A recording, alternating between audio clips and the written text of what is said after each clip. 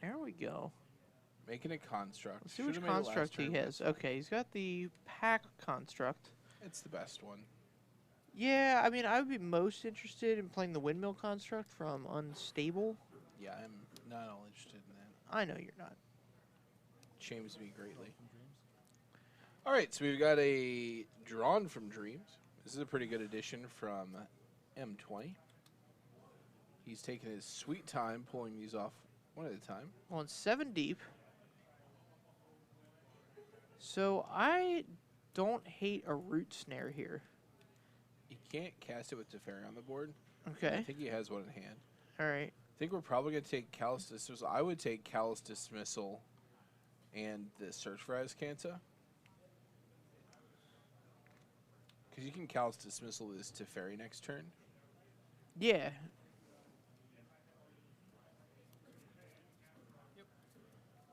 But anything you do is subject to Dovin's veto. He has the veto power.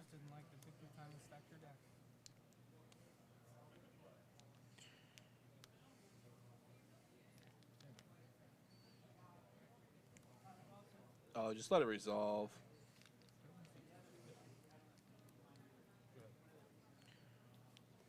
Because you can kill him this turn. He's at 14. You cast Sarkin. Yeah. Turn your guys into Planeswalkers. That's 12, 13, 14, 15. Yep, get him. Just, I mean, he's dead on board. You don't even need the Sarkin in hand because you've got the Sarkin under the Karn. You got the Sarkin with the silver token in play. Yeah, well, he's got one in hand, so No, I know. I'm just saying that like Brice, you know, is just gonna let him. Oh, he's not gonna use the Sarkin removed from the game.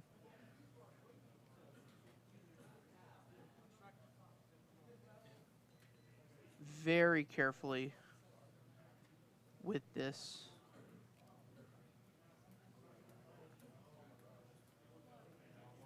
With this tapped out board state. Alright, here's a Sarkin.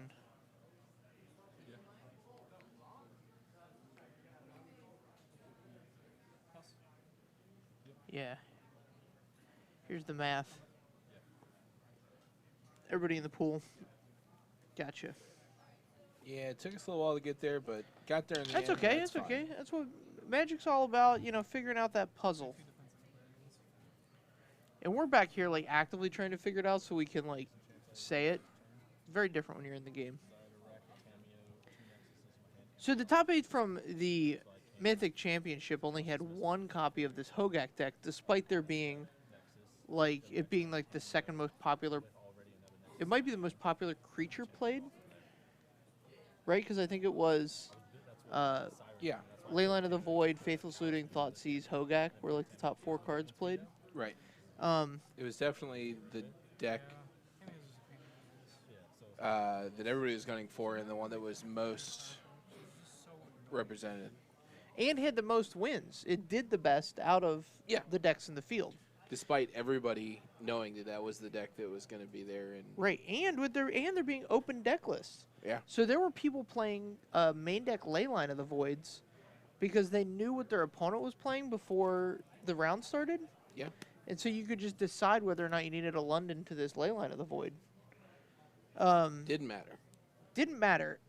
The Star City Games Columbus Open is a much better representation, I think, of the field, of the metagame as it stands after the Bridge from Below banning. First place was Mono Green Tron, and then there were 4 Hogak decks in the top 8, a Grixis, another Mono Green Tron, and then rounded out with a Grixis Urza and an Izzet Phoenix.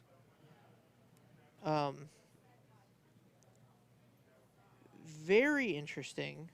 I think this is much more representative because there's no limited portion, and the quality of player is down. So the Hogak decks, we don't have that kind of stat for an open, but I would love to see the conversion rate. I'm sure it was, probably somewhere like 15% of the metagame in day 1, and then it had to jump to 30 or 40% day 2 For the Open? for the Open. I believe it.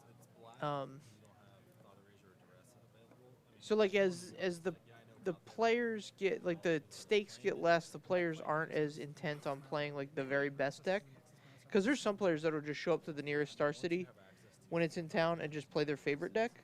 Yeah, that's a big problem with modern Star City Opens. Is you don't get like a very accurate read of the metagame because there's a lot of those types of players. Yeah, same thing happened in Legacy when they were prevalent. Oh yeah. Anyway, Also not a real format. I think Legacy played at a super high level is a great format. I think it's interesting, but I don't think it's a real format because you can't like adjust decks on the fly. Oh, we've got a bribe. We've got a bribe on camera. We What? saw it on camera. What happened? Was there a candy exchange? There was a bribe. There was a $10 bill that went out. I What? assume to a judge. Oh my. We got to look out for Justin Blackburn stacking his deck here. Judge turning the other way. Anyway, so if you're going to go play Modern at a high level, I think despite there being a bunch of other decks, I might just go like 8 cards deep in my sideboard for Hogak. No, just play Hogak. Why are you trying to sideboard for it? All right, sure, play Hogak. The other thing I noticed that was interesting, I don't know what this means, but I thought it was an interesting observation. I was watching some Hogak mirrors. Yeah.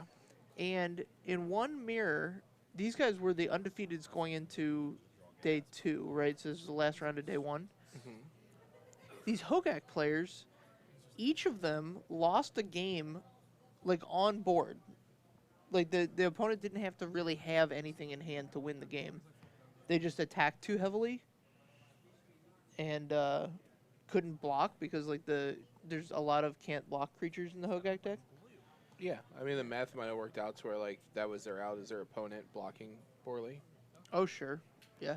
And so they just jam it. I didn't watch the game in question, so I can't give any specific insight, but that does happen a lot where you're, like, swing out. If you block correctly, I just lose. Yeah, I've done that in Limited, so. Yeah, you just have to cross your fingers. Yep. Justin's kept one that's very heavy on the mana. Yeah, he was a little pinched on mana last time. Maybe he's He overcompensating here.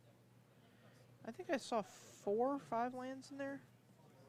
There's 2 on the board. I see at least 3 more in hand, so I don't know how many of those have been drawn. He's going to have a turn 3 Mu Yanling, I think. Brice is not going to have a 4th land here. He's got all the negates, though. Yeah, just run this out there. Run all Mu out there. Yeah, I think you want to run Mu as the test spell. Well, so Teferi's kind of like a discard spell here, and that you want to run it out like for the operative turn. Mm-hmm.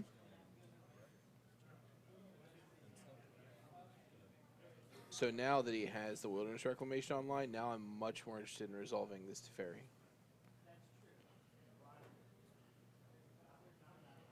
Yeah, he's going to try it. I don't think he's going to get there. That's fine. Run him out of negates. It's all good. Yep, there's only so many counter spells that are playable in this format, so. Well, not only that, the Nexus deck is one that needs like a certain amount of cards. Yep. So getting him down to 0 cards in hand is legitimate. Yeah. All right, so he has 0 cards and he gets to take this extra turn. Yep, big deal, right? So he's going to cycle this. Is it ever correct to just sandbag that? Sandbag what? The Nexus of Fate there. Oh, 100%. I would never cast that. You want to draw into, so you're not under any pressure. There are some times when like you're under a ton of pressure, you're dead next turn, you're like, all right, well, I need to go for it. Right. But here, like if he draws a Search for Escanta or a Tameo, then it's a much better card to just sit back and wait until you get that engine online. So we're going to float 6. We're going to pop the Memorial here. There's 12 in the pool. 12 in the pool. Minus 5? Minus, is it, okay, minus 5, 7 left. So we can hit a Nexus and cast it here if we'd like. 1, 2. Land. Guess you should have main phased that bad boy.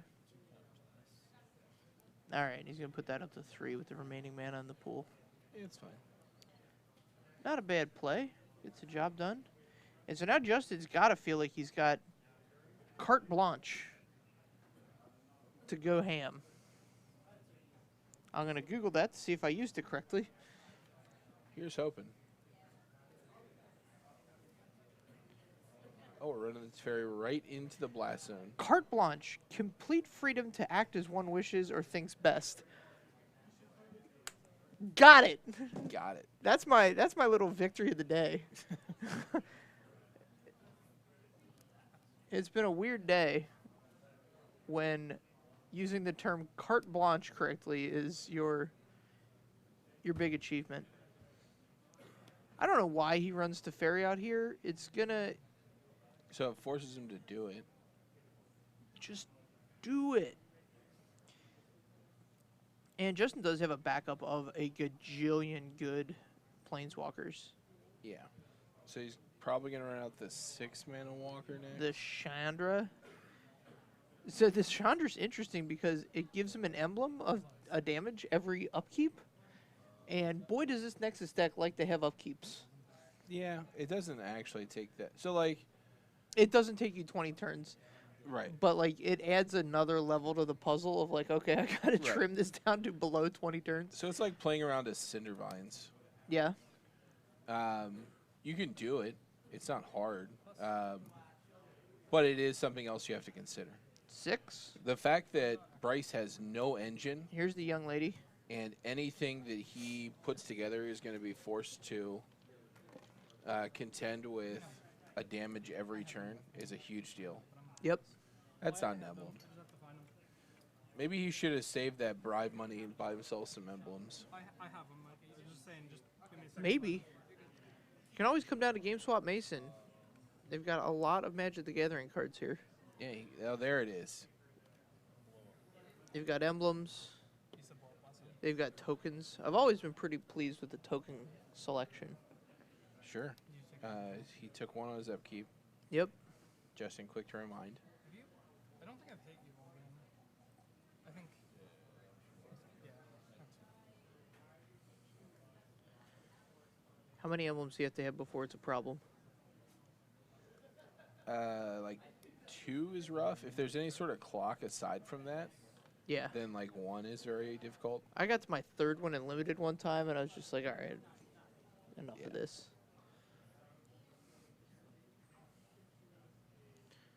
Oh, and here's a Legion War Boss to add to the fray. Yeah, that's going to add to this clock substantially. I would just run it out there. Well, he's got a Sarkin. So he could plus Chandra here, double up on this emblem. Yep. Play Sarkin, swing in. He has 2 emblems. I love it. Yeah, I would just put a die on there. That's a flex. Yeah, nothing I wrong mean, with if a we're just good, flashing nothing- $10 bills on stream, then Nothing I wouldn't wrong. put that kind of Nothing wrong flex with a aside. healthy flex, in my opinion. there's a lot wrong. Yeah. Yeah. Okay. Here's the Sarkin. Here's a Sarkin. I think his Planeswalker's gonna become a 4/4. Mu Yanling's not long for this world. Oh, I don't think I would attack Moo at all. Well, take 2. 17. Here's a growth spiral. More Landos. Scoops him He's up. gonna